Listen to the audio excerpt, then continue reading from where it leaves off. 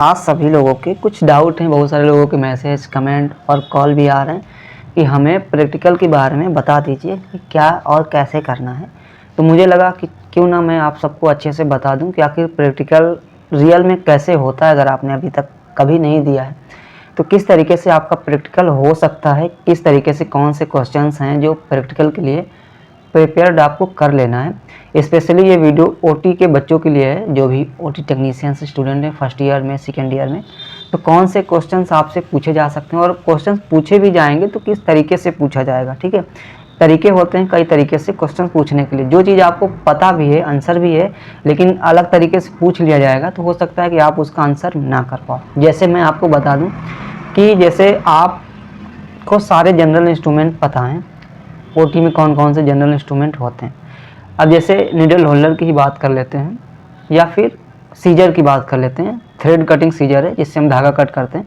अब आपको पता है कि हाँ ये थ्रेड कटिंग है, आपको ये भी पता है कि ये स्टेनलेस स्टील की बनी, इसके कौन से पार्ट होते हैं ये भी पता है, और कौन सी सर्जरी में यूज होते हैं ये भी पता है। लेकिन हो सकता है आपसे अलग तरीके से क्वेश्चन पूछा जाए कि आप सीजर को पकड़िए और धागा कट करिए। अब आप किस तरीके से सीजर को पकड़ते हैं और धागे को किस तरीके से कट करते हैं, ये चीज़ इंपॉर्टेंट है प्रैक्टिकल के लिए।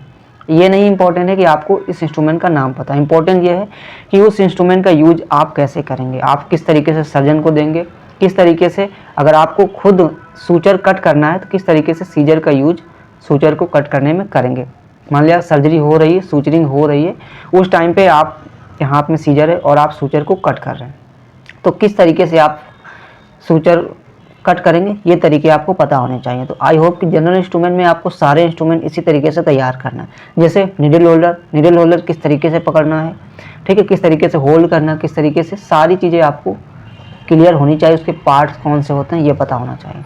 ठीक है, तो जनरल इंस्ट्रूमेंट में मान लिया आप चिटल फोर्सेप का भी पूछ लिया जाता है कि कैसे यूज करते हैं, तो आपको पता होना चाहिए कि आखिर हम चिटल फोर्सेप से कोई भी चीज़ उठा रहे हैं, अगर किसी को हमें देना है या फिर उठा करके थोड़ी दूरी पे ले जाना है तो किस तरीके से ले करके जाएंगे, ये तरीका पता होना चाहिए। अब ऐसा तो है नहीं कि हमने चिटल फोर्सेप से उठा लिया, उठाने के बाद हमने ऐसे नीचे रख के लेके जा रहे हैं, ऐसा नहीं करना है। तो इस तरीके से आपको सारे सही तरीके पता होना चाहिए। ठीक है, देन अब आती है बारी सूचर की।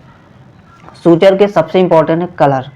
अब आपसे ये नहीं पूछा जाएगा कि ये सूचर आपसे ये पूछा जाएगा कि सूचर कौन सा है, आपके सामने रख दिया जाएगा, उसका कलर देख के आपको बताना होगा ये सूचर कौन सा है, इसका नाम क्या है, और ये एब्जॉर्बल है, नॉन एब्जॉर्बल है, मोनोफिलामेंट है, पॉलीफिलामेंट है, ठीक है, या मल्टीफिलामेंट, जो भी आपको पता है वो आपको बताना होगा। तो इम्पोर्टेंट क्या है, सूचर का कलर, कि सूचर का कलर क्या है। मान लिया आप ओटी में जाते हो, आपको पता है वाइक्रिल के बारे में पता है, मोनोक्रिल पता है, ठीक है, सारे सूचर पता है, सिल्क भी पता है, लेकिन आपको ये भी पता है कि एब्जॉर्बल होता है, नॉन एब्जॉर्बल होता है। लेकिन इंपॉर्टेंट क्या है, इंपॉर्टेंट ये है कि इसका कलर क्या है। अगर आपके सामने सूचर रखा हुआ है तो आपका मान लिया कोई सूचर धागा रखा हुआ है, ऐसे ही ओपन करके, तो आप कलर से ही पहचानोगे कि हाँ ये वाइक्रिल हो सकता है, ये सिल्क हो सकता है।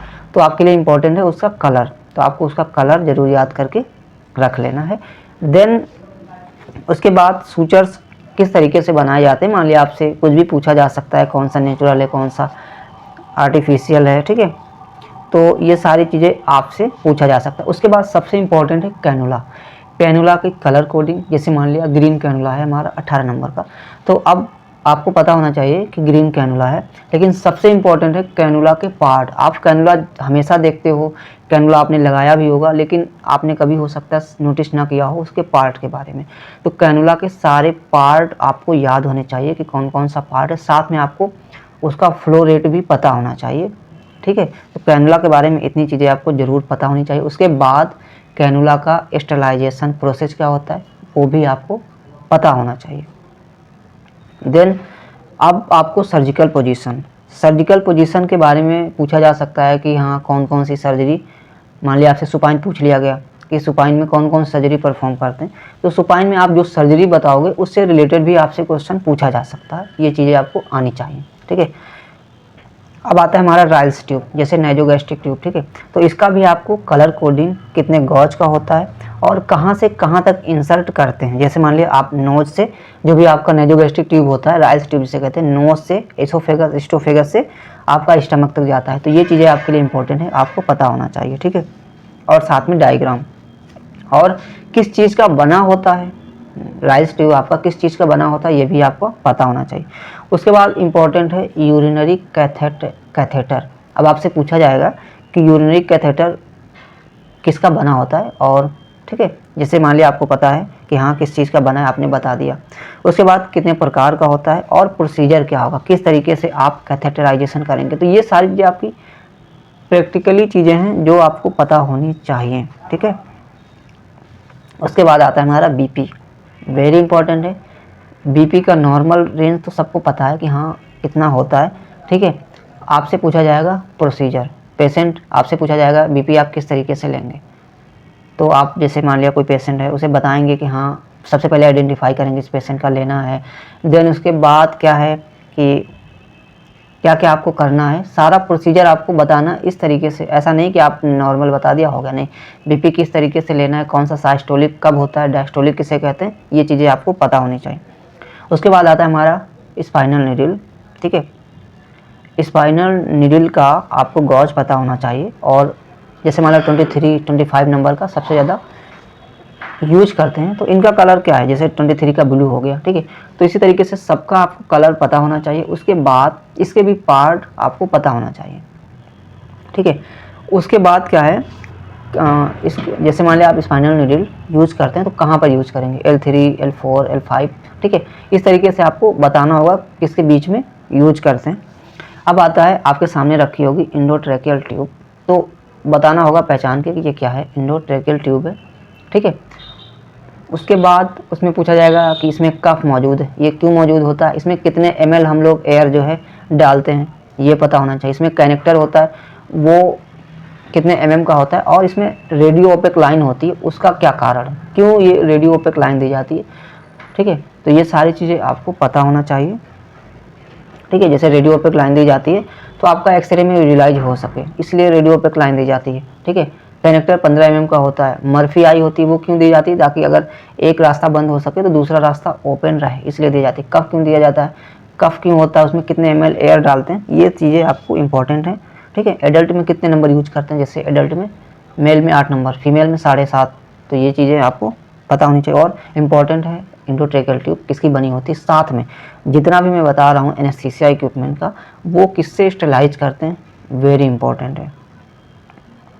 उसके बाद सक्शन कैथेटर के बारे में पता होना चाहिए कि किसका बना होता है, तो पीवीसी पॉलीविनाइल क्लोराइड का बना होता है। कलर कोडिंग, अब सबसे इम्पॉर्टेंट है प्लाज्मा स्टेलाइजेशन, वेरी इंपॉर्टेंट है कि प्लाज्मा स्टेलाइजेशन क्या है ये बताना है, और ये इसमें कौन से इंस्ट्रूमेंट जो है स्टेलाइज किए जाते हैं। इंपॉर्टेंट ये नहीं कि आपको ऑटोक्लेव के बारे में सब पता है, इंपॉर्टेंट ये है कि आपको प्लाज्मा के बारे में पता होना चाहिए। तो प्लाज्मा स्टेलाइजेशन क्या होता है, कौन से इंस्ट्रूमेंट स्टेलाइज किए जाते हैं, इसका जो है टेम्परेचर कितना होता है, किस प्रिंसिपल पे वर्क करता है। साथ में अगर आप KGMC के स्टूडेंट हैं तो प्लाज्मा स्टेलाइजेशन जैसे होता है जहाँ पर, वहाँ के इंचार्ज कौन है, वेरी इंपॉर्टेंट, आप लोग ये भी आप पता कर लेना, ठीक है। जैसे प्लाज्मा स्टेलाइजेशन में क्या होता है, हम लोग लेप्रोस्कोपी के जितने इंस्ट्रूमेंट हैं वो सब स्टेलाइज करते हैं।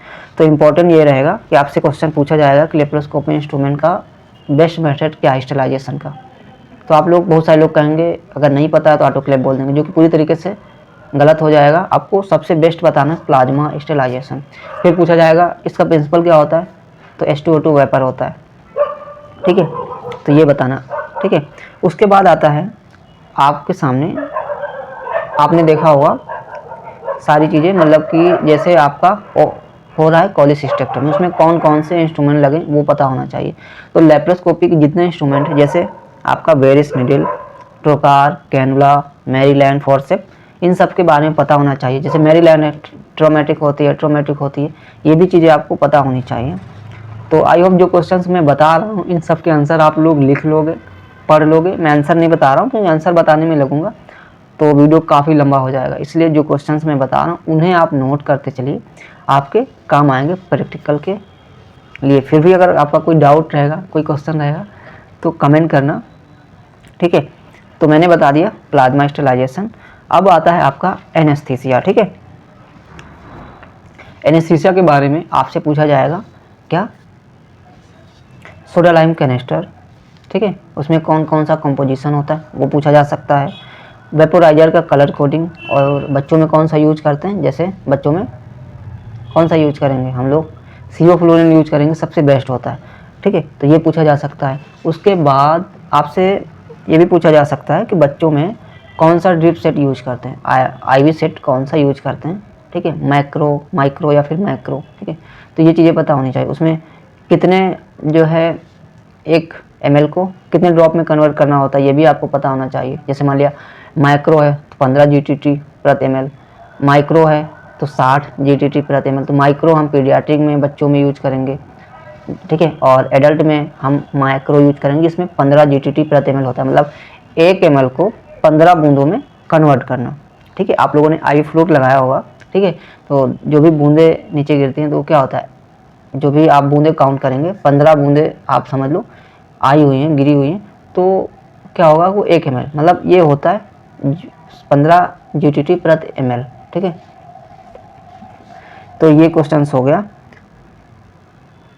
उसके बाद आपका जो चार्ट है उससे बहुत सारे क्वेश्चंस आपको अच्छे से प्रिपेयर होने चाहिए। ठीक है, अब उसके बाद सियाम मशीन जैसे फ्लोरोस्कोपी आपको पता होना चाहिए, इसका प्रिंसिपल क्या है, इसके पार्ट क्या हैं। ठीक है, और इसका जो आकार है सियाम मशीन क्यों दिया गया, तो जैसे ये सी शेप की बनी होती है इसलिए सी शेप जो है इसका आकार इसलिए इसका नाम पड़ा है। ठीक है, और सियाम मशीन का फुल फॉर्म क्या होता है, वेरी इंपॉर्टेंट है। ठीक है, अगर आपको पता है तो कमेंट में बताना कि हाँ सियाम मशीन का फुल फॉर्म ये होता है। इसे अदर नाम क्या है ये भी आपको पता होना चाहिए। ठीक है, और आपसे ड्रग्स में पूछ सकते हैं, जैसे आप लोगों ने देखा होगा लोकल केस। ठीक है, उसमें क्या होता है, लोकल लगाते हैं 2% या 2% लॉक्सिकार लगाते हैं, तो कितना हम लोग देंगे वो चीज़ें आपको पता होना चाहिए। तो ये चीज़ें भी आप क्लियर कर लेना, पढ़ लेना। ठीक है, अब आता है लेप्रोस्कोपी। सर्जरी में हम लोग कौन सी गैस यूज करते हैं। ठीक है, तो लेप्रोस्कोपी में हम लोग CO2 यूज करते हैं, सबको पता होगा। अगर आप OT के स्टूडेंट हो तो लेप्रोस्कोपी में पेरिटोनियम कैविटी में हम लोग कौन सी यूज करेंगे, CO2। आपसे क्वेश्चन इंपॉर्टेंट ये नहीं कि आपको CO2 पता है, इंपॉर्टेंट ये है कि अगर CO2 अवेलेबल नहीं है, हमें लैब में ही केस करना है, तो कौन सी गैस यूज करेंगे, इंपॉर्टेंट ये है। तो मैं बता देता हूँ, हीलियम, ऑर्गन और नाइट्रस ऑक्साइड। ये गैसेज बहुत ही रेयर केसेज में अगर हमारे पास CO2 अवेलेबल नहीं है, बिल्कुल नहीं है, और पेशेंट एकदम रट्टा लगा के बैठा है, नहीं हम हमारा सर्जरी जो होगा वो ओपन नहीं होगा, लैब में ही होगा, नहीं हम नहीं कराएंगे। अब आपको ओपन नहीं करना, लैब में ही करना है, आपके पास CO2 अवेलेबल नहीं है, तो उस टाइम पे आप अदर गैसेज यूज में ला सकते हो, but CO2 is the safe, CO2 का ही यूज करना चाहिए। ठीक है, आंसर ये आपको करना है।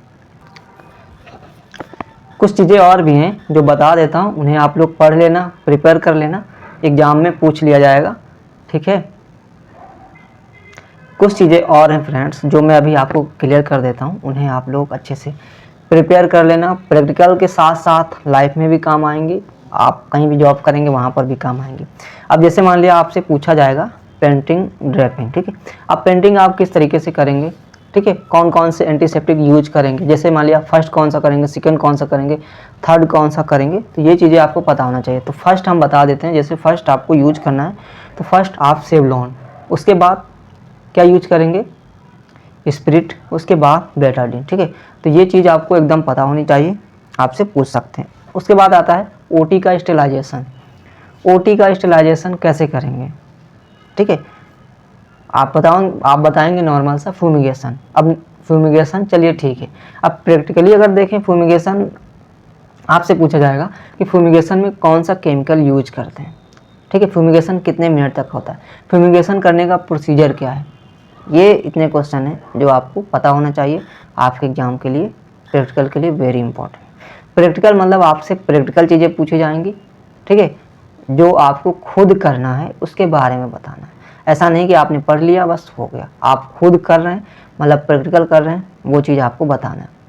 ठीक है, तो ये सारी चीज़ें जो मैंने शेयर की हैं वेरी इंपॉर्टेंट है, तो आप लोग अच्छे से इन्हें पढ़ लेना, प्रिपेयर कर लेना। बाकी और भी चीज़ें पूछी जा सकती हैं, जैसे एक और बता देता हूँ, सर्जरी से रिलेटेड क्या पूछा जा सकता है। जैसे मान लिया आपसे पूछा जाएगा कि आपने कौन सी सर्जरी असिस्ट कराई है। जैसे मान लिया आप बता देते हैं कि हमने लैब कोली कराई है, ठीक है, लैब कोलिसिस्टेक्टमी कराई है। ठीक है, तो उसमें पूछ लिया जाएगा कि हम उसमें कैसे जो है गाल ब्लैडर को आइडेंटिफाई करते हैं। ठीक है, कैसे हमें पता चलेगा कि यही गॉल ब्लैडर है। ठीक है, मान लिया आप MRM सर्जरी है, MRM सर्जरी आपने केस कराया, तो क्या पूछा जाएगा कि MRM सर्जरी में कौन सी मसल प्रिजर्व करते हैं, तो पेक्टोरलिस मेजर मसल प्रिजर्व करते हैं। अब सबसे इंपॉर्टेंट है पोजीशन। कोई भी सर्जरी आपसे आप बताएंगे तो उसमें दो चीज़ें सबसे इंपॉर्टेंट, पहला कौन सी पोजीशन थी, कौन सा एनेस्थीसिया दिया गया था। मान लिया आपने बताया कि हमने लैब कोलिसिस्टेक्टमी केस कराया है, तो पूछा जाएगा कि कौन सा एनेस्थीसिया दिया गया था, आप बताएंगे जनरल एनेस्थीसिया। फिर पूछा जाएगा उसमें लैब कोली हुआ तो उसमें पेरिटोनियम कैविटी को फुलाने के लिए कौन सी गैस यूज की गई, आप बताएंगे CO2। ठीक है, ये चीज़ आपको पता होनी चाहिए। फिर जनरल एनेस्थीसिया दिया गया तो उसमें जनरली कौन कौन से ड्रग्स यूज होते हैं वो आपको बताना है, ये चीज़ें आपको पता होना चाहिए। उसके बाद आता है इंपॉर्टेंट, कोई भी सर्जरी आपने कराई, आपने बताया हमने ये सर्जरी कराया है, तो आपसे पूछा जाएगा कौन से सूचर यूज हुए थे। ठीक है, सूचर के बारे में आपसे पूछा जाएगा कि लैब में कौन से यूज हुए थे। और जैसे मान लिया आप MRM सर्जरी आपने कराई, तो आपसे पूछा जाएगा कि कौन सी पोजीशन बनाई जाती है, तो आप क्या बोलेंगे, आप जनरली बोलेंगे सुपाइन पोजीशन।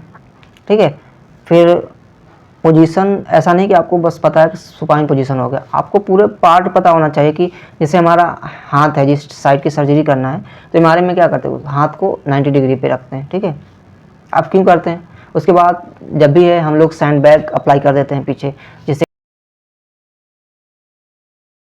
हम 90 डिग्री पे हैंड रखेंगे, तो वो क्यों रखते हैं ये भी आपको पता होना चाहिए। जैसे हमें क्या है कि इस एरिया की सर्जरी करना है, ठीक है, एक ब्रेस्ट को रिमूव करना है, ठीक है, कोई भी पेशेंट है उसका एक ब्रेस्ट को रिमूव करना है, पूरा MRM करना है, तो हम 90 डिग्री पे उस साइड का हाथ रखते हैं। अब क्यों रखते हैं ये भी पता होना चाहिए। जैसे ऐसे रखेंगे तो हमारा क्या होगा, एक गिला का पूरा साइड एकदम अच्छे से विजुलाइज होगा, इसलिए हम लोग 90 डिग्री पे रखते हैं, इसलिए पता होना। उसके बाद इसमें पेक्टोरलिस मेजर मसल प्रिजर्व करते हैं। ठीक है, ये हो गया हमारा, तो ये सारी चीज़ें हैं।